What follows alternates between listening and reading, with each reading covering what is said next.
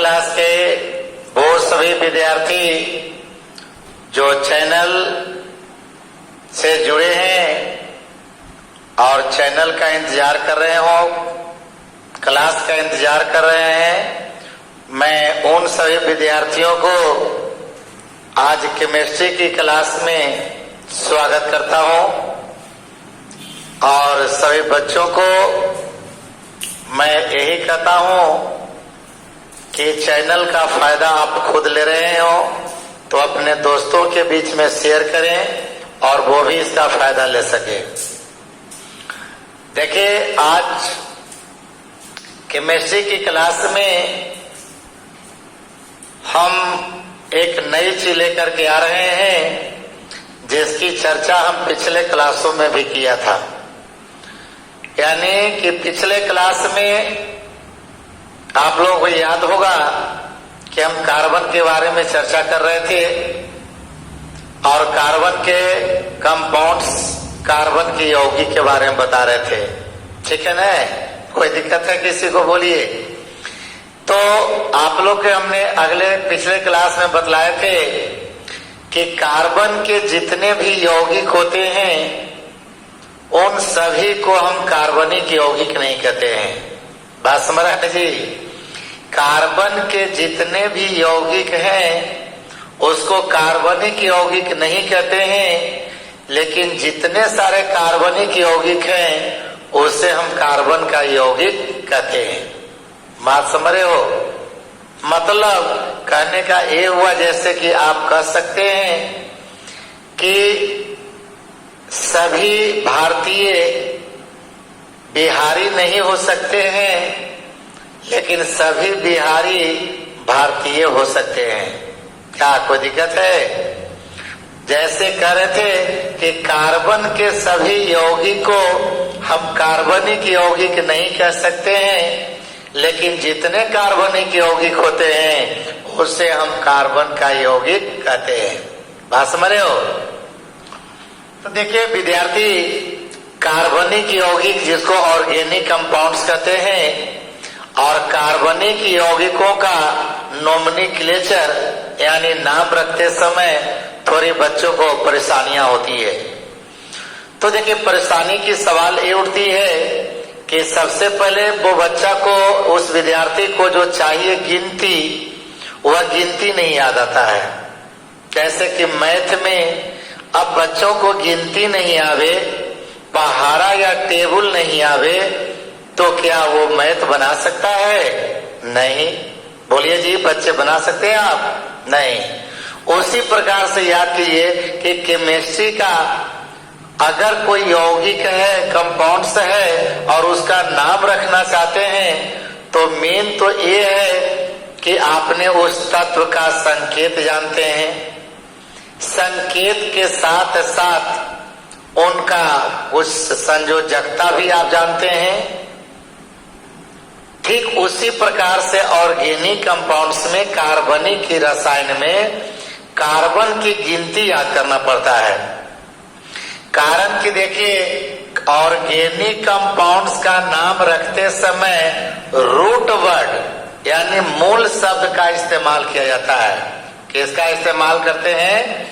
देखा यहाँ लिखा रूट वर्ड, मतलब मूल शब्द का हम इस्तेमाल करते हैं। मतलब रूट वर्ड का मतलब क्या होता है समझना है? ठीक है, कोई दिक्कत नहीं है? झुकिए जरा कम, पढ़ ही रहा है पर ध्यान दीजिए, कारण समय बहुत नजदीक है सभी लड़कों के लिए। तो बताओ कि हमने कहा कि अगर उस कंपाउंड में, उस यौगिक में अगर कार्बन की संख्या 1 है, कितना है? तो जैसे एक देखिए उसको बोला जाता है मेथ। क्या बोलते हैं?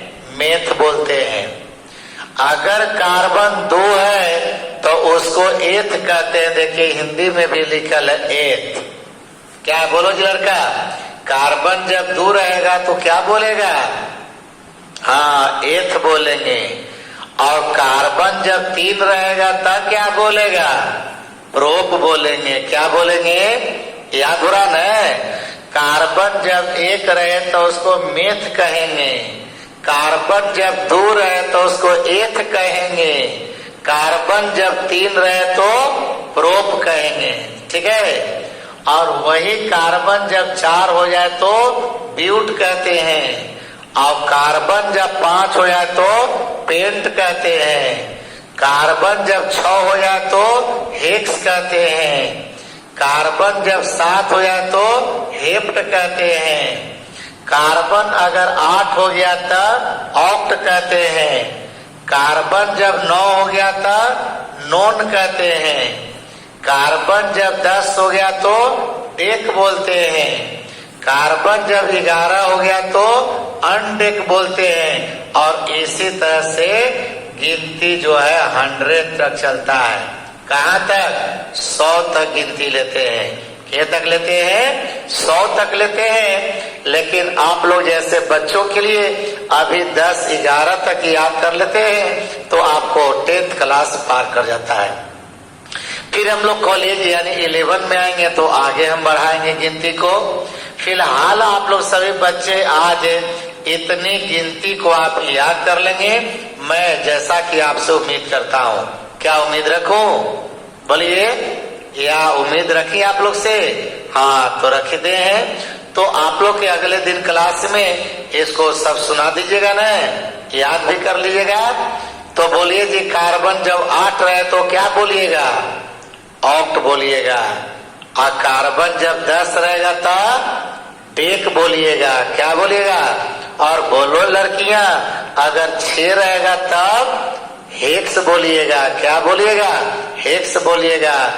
बोलिए जी बच्चे लोग, अगर कार्बन 4 रहा था ब्यूट बोलिएगा। हाँ, ठीक बोल रहे हो। तो इसी तरह से सबको याद कर लेना है। अब देखिए, जितना सारा ऑर्गेनिक कंपाउंड्स होता है जिसको हम बोलते हैं कार्बनिक यौगिक। क्या बोलते हैं? कार्बनिक यौगिक बोलते हैं। तो देखा जाए कार्बनिक यौगिक जो होता है, ये याद करेंगे सभी बच्चे कि केमिस्ट्री में कार्बनिक यौगिक जब कोई बोलता है, चूंकि पहले ही बोल दिए कि यौगिक तो 2 ही होता है, एक कार्बनिक यौगिक होता है और एक अकार्बनिक यौगिक होता है। क्या है जी बच्चे? कार्बनिक यौगिक और अकार्बनिक यौगिक है। तो यहाँ पे कार्बनिक यौगिक का ही चर्चा हम कर रहे हैं। तो कार्बनिक यौगिक को देखिए हम 2 भाग में बांटते हैं, सीधा सीधी बात। एक देखिए होता हाइड्रोकार्बन। क्या कहते हैं? हाइड्रोकार्बन कहते हैं। समझिएगा सभी बच्चे। अब एक होता है, किसको कहा? जिसमें ओपन चेन पाया जाता है। कौन चीज? ओपन चेन पाया जाता है। तो क्या कहा जाए जी? एलिफैटिक हाइड्रोकार्बन कहा जाता है। और दूसरा हाइड्रोकार्बन कौन हो गया? तो वो साइक्लिक हाइड्रोकार्बन है। साइक्लिक का मतलब क्या होता है? चक्रीय, माने बंद। तो इसमें पाया जाता है कौन सी? Close chain. कौन चेन? तो सोचा साइक्लिक हाइड्रोकार्बन का मतलब हो गया जिसमें क्लोज चेन पाया जाता है। और एलिफैटिक का मतलब क्या हुआ? जिसमें ओपन चेन पाया जाता है। बात समझ गए सब लड़का ना? तो इस तरह से हाइड्रोकार्बन को चेन के आधार पर के भाग में बांट दिया? 2 भाग में बांट दिया। इतना याद कर लोगे आज रात भर में ना? तो आज अगर याद कर लोगे तो फिर हम अगले दिन इसकी एक नई कहानी लेकर के आएंगे, वो इससे भी मजेदार कहानी होगी। तो आज की क्लास यहीं पर स्टॉप करते हैं। सभी बच्चों को गुड नाइट।